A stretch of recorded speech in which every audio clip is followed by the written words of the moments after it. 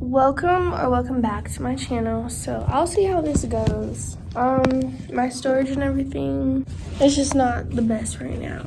I uploaded my move-in vlog, but like I put in music that got copyrighted. I'm gonna try to see if I can remove the music, but I'm currently at the library and I'm gonna just do a study vlog. So I got this teaching assistant position and they said like you can get credit for it.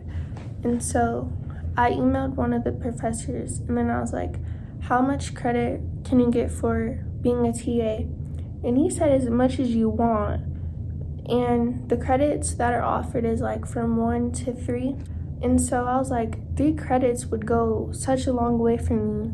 And mind you, in hopes of me passing all of my courses this fall, I'll be finishing up my sophomore year and then I'll be a junior. So currently, my thing is registered for 19 credit hours.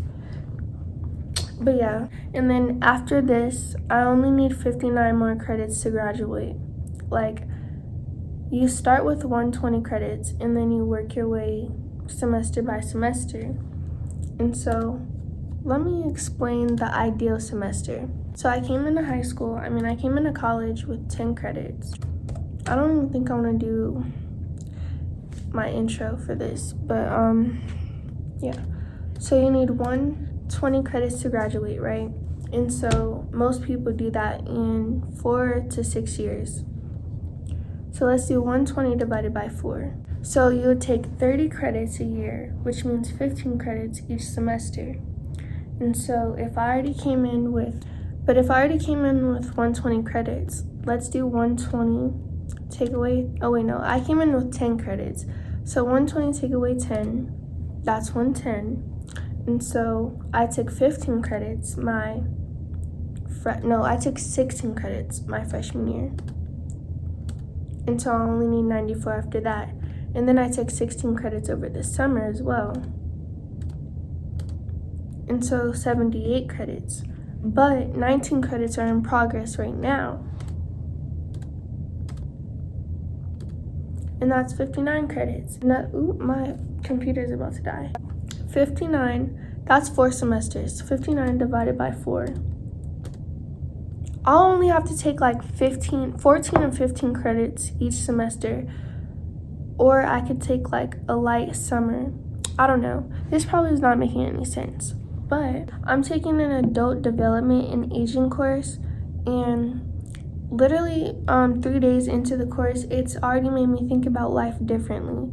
So obviously, like, there's a stigma in America, not just America. I feel like this is a stigma many places, but like people devalue aging. Like they try to avoid it, plastic surgery, this and that, they try to avoid it. Like people just don't, there's a stigma around aging.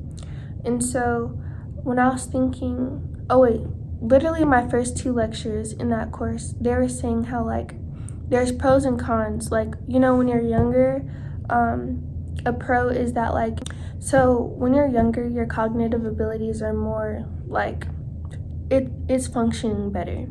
But when you get older, that's something that like you start to decrease in. And so, but when you're older, like an older adult, your ability to problem solve is way better than your ability to problem solve when you're a younger adult. And so basically what I'm trying to say is like there's pros and cons to being an adult. Like there's pros and cons to each segment of your life. And so when I thought about that, I'm like, aging is definitely, it's not something that should be stigmatized. Like, and then to sum it all up, the statement that she used is like, no segment of your life is more important or more significant than the other. There's pros and cons to every segment of your life. Like, for example, there's pros and cons in your toddlerhood. There's pros and cons in your teenagehood, emerging adulthood, elderly. There's pros and cons to every segment of your life. So it shouldn't be looked down upon. But that's one course that I'm taking. It's so, like, informational. This is one of my textbooks. Oops. Oh my gosh. But yeah, this is one of my textbooks that I'm currently reading. And then another course that I'm taking is like Okay, yeah. Another course that I'm taking is child development in context, and we had to get this book that was like required for it, and so I started reading it, and then I learned so much about like how to help kids like regulate their emotions. And I was thinking to myself, I was like, so one thing in the book, it said that like oftentimes parents dismiss children's emotions and try to get them to like, basically they say, trust my own perception of how you feel. And what that teaches the kid is to be emotionally dependent upon their parents. Like, for example, I don't know what I'm teaching, but this stuff is just so interesting to me.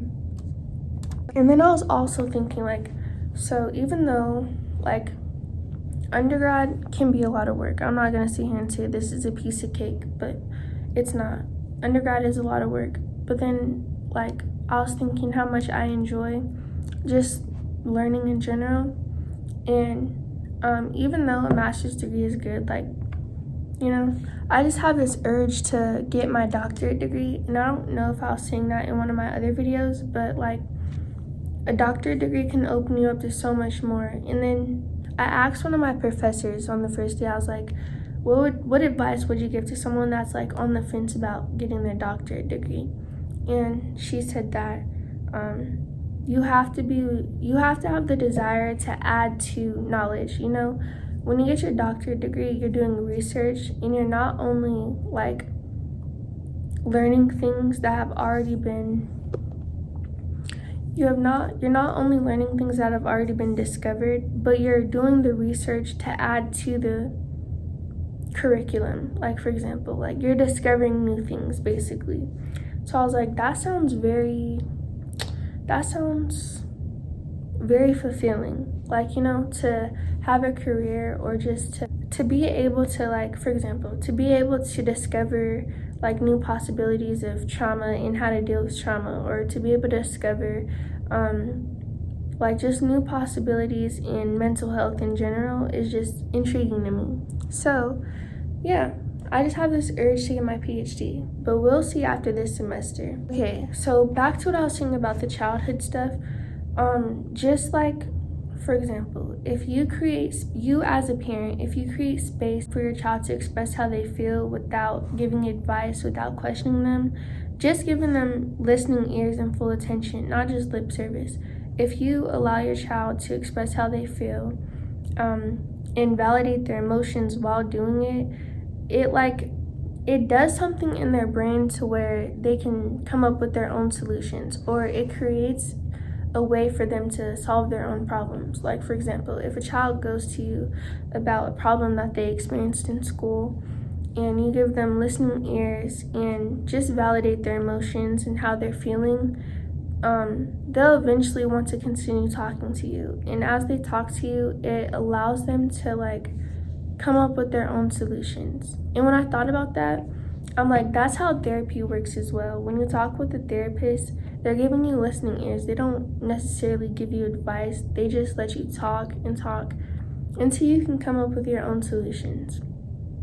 So yeah, that's that segment I wanted to say. This will probably get edited, but now I'm gonna start studying.